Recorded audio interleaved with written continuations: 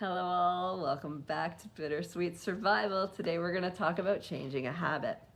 Now, this is a two-parter because another part is going to come later, talking about what happens when you try to change a habit that is connected to a limited belief or a very emotionally strong connection to this habit.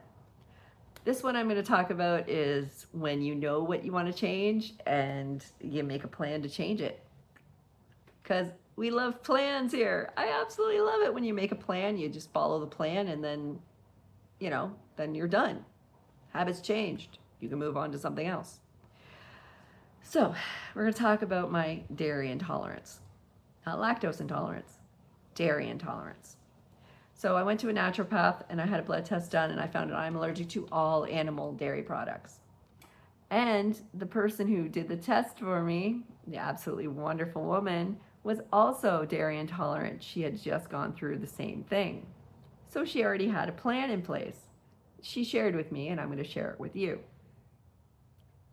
Now, the first thing that she did was introduce me to a dairy alternative. That's what you want to do, is that when you got to give up something, you got to find the alternative first. I know in health and wellness, they say, hey, just give up this, this, and this, and instead do this, this, and this. What I find really works is that I've got these three things that I want to change. Let me add in these three things first. And then instead of doing these three things, I'm doing these three things. And then I find out that this actually replaces that, and then I don't do it anymore. Actually, it's like not throwing out your old couch before buying a new one. Actually doing research and buying a new couch before you get rid of the old one. That's why they tend to just add delivery and replacement. Like, I want to replace something that's broken instead of getting rid of the thing that's working in order to replace it with something else. So, dairy intolerance, not just lactose intolerance. Dairy intolerance meant that I was allergic to the sugars, which is lactose, the proteins, which are casein and whey, and the fats, which are butter. Now, I know that milk itself has sugar, fats, and proteins, as well as most products do. So I had to give up milk. I had to give up butter. I had to give up cheesecake. I had to give up milk chocolate. I had to give up ice cream. Ghee is also a dairy. So first thing I had to learn was, what are all the dairy products that I have to give up? And then I could give it on. And then I knew what to look for. Giving up dairy was interesting because I noticed that there was a lot of packages that on the front would say dairy free. And then when I looked at the ingredients list, there's butter. What do you mean dairy free? Like, there's butter in it. I know some people who say like they have to give up all of dairy, but they can tolerate butter. Well, good for you. I'm not one of you. So I had to give up all of it. And my favorites were the cheesecake and the chocolate bars. Reese's peanut butter cups. I still miss you a little. I still do. I was always excited whenever they came up with a new Reese's peanut butter whatever. I was like, yay! But now, take peanut butter and honey and pop that in the oven, and there you go. You got some cookies. It's got to be natural peanut butter, though. And raw creamed honey for me. But anyway, that's a whole other thing. If you really want to know my recipe, I can always let you know. Just put a comment below. Anyway, I had to give up dairy products.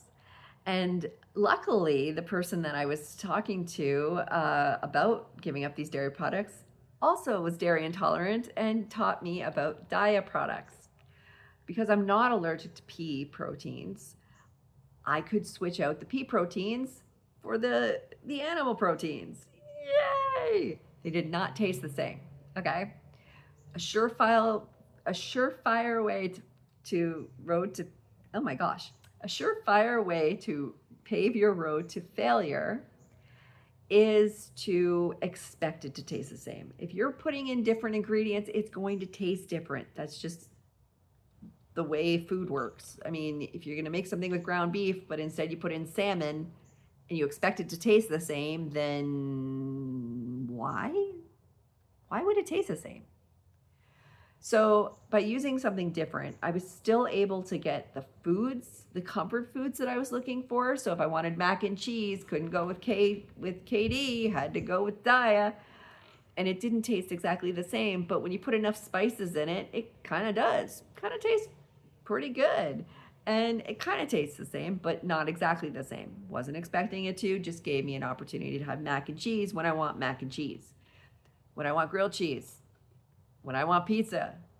All of these things required a little bit of a different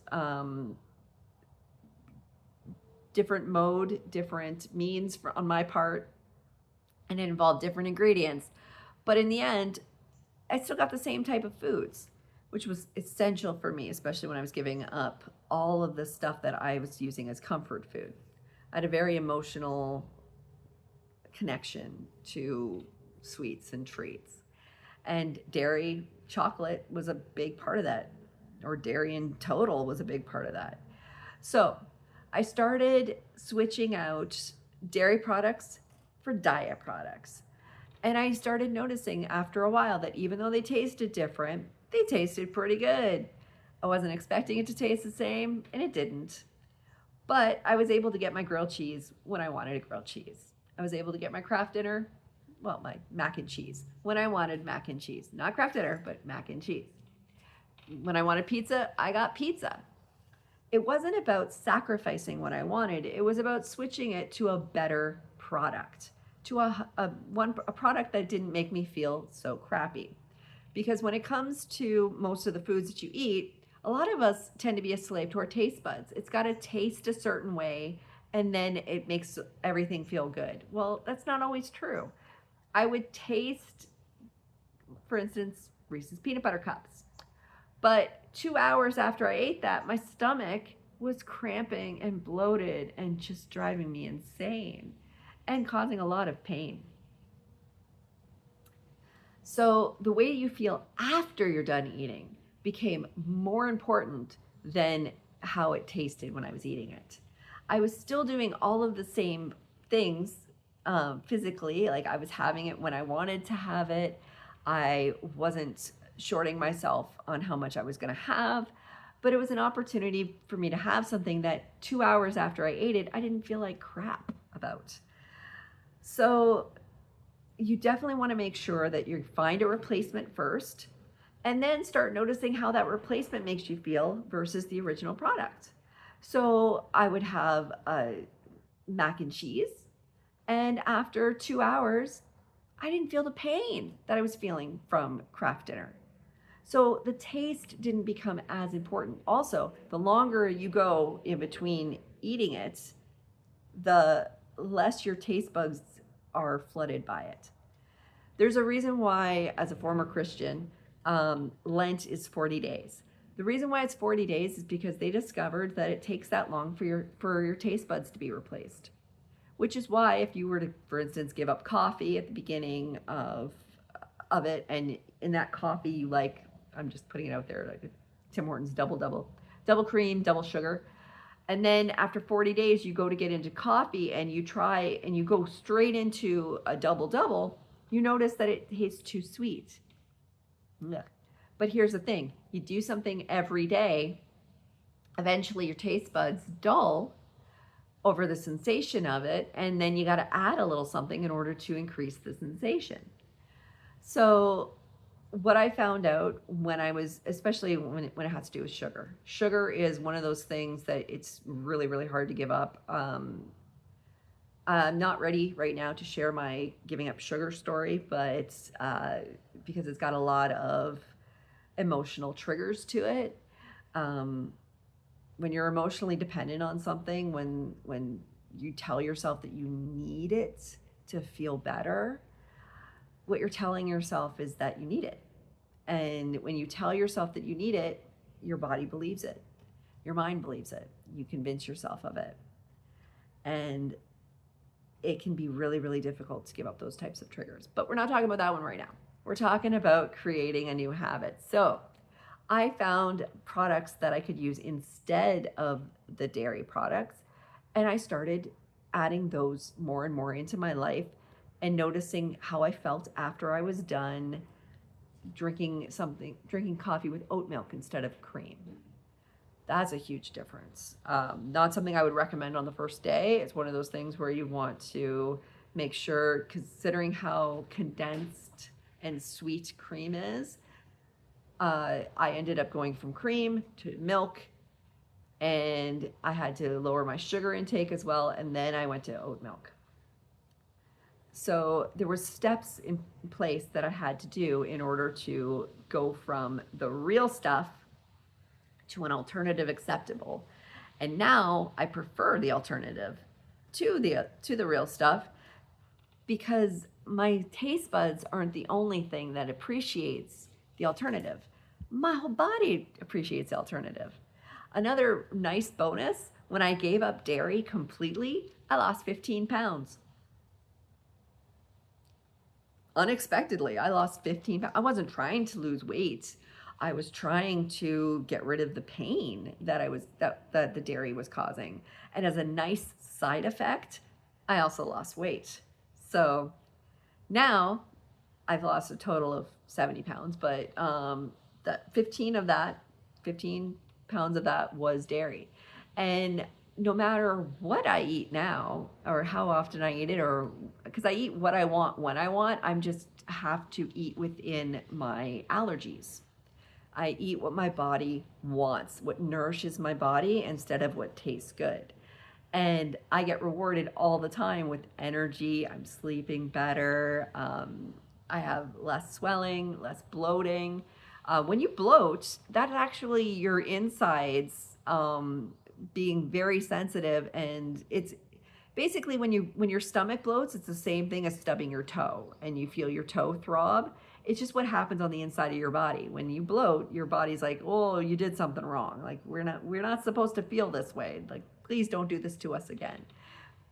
It's when you listen to more than just your taste buds. So anyway, there's my story about giving up dairy. I also wanted to add this before I finish though. When you do give up the things that you want, when I gave up dairy, at first it was every couple of weeks, I would give into a craving. You're going to have cravings for the real thing. And when it comes to a craving, you can ride out a craving, but you can also do what I did, which was sometimes instead of riding out a craving, I would give into a craving, just a small bit, just enough to remind myself as to why I don't like that food anymore. And because sometimes you have this nostalgic remembrance. I still do to this day. Remember chocolate cake with chocolate frosting. I don't remember who made it. I don't remember when I got it, but I remember that just it tasting so good. I have never found another chocolate cake with chocolate icing that tastes as good as the way I remembered it tasting.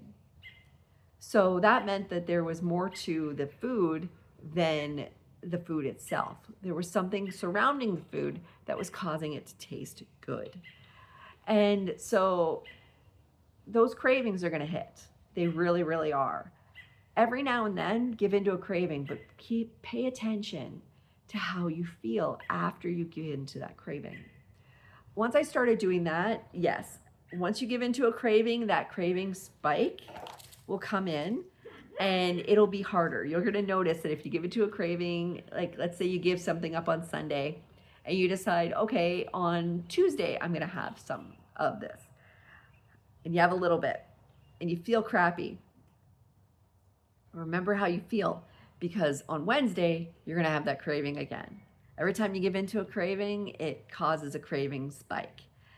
Cravings come in waves, just like grief. Sometimes you're fine, it's a small little wave, and then something happens and it's a bigger wave. And it's a small wave, and it's a big wave, and it's a small wave, and it's a big wave. And when you give into a craving, the waves come in faster, and they come in harder, and they come in higher. But I didn't look at them as giving into a craving. I was looking at it as a way of reminding myself of why I don't like these foods.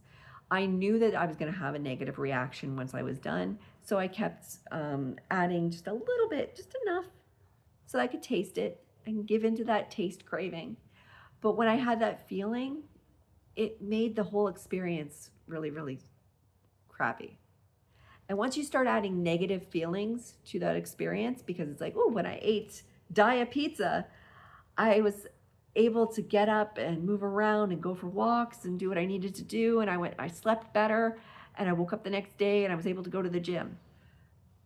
When I gave into the having a regular pizza, within hours I was feeling like crap. I was bloated, uncomfortable, and I just wanted to stop. And my sleeping was interrupted because I had like night sweats more, and when I woke up, I still felt low energy because I still felt like crap. And I didn't want to do anything the next day. And I had to remember those feelings in order to be able to bring them back and go like, this is another reason. This is another reason why I want to eat the good stuff. Stuff that nourishes you instead of the stuff that takes from you. It's a whole other way of looking at it. But basically, that was my whole process. And it took months to slow down and figure out exactly what it was that was causing the problems, to reiterate to myself, yes, it is definitely dairy that's causing the problem. It's all forms of dairy, and finding the replacements and finding the feelings that I wanted to feel instead. So hope that helps. Hope you have a wonderful day. And I'll see you in the next one. Bye for now.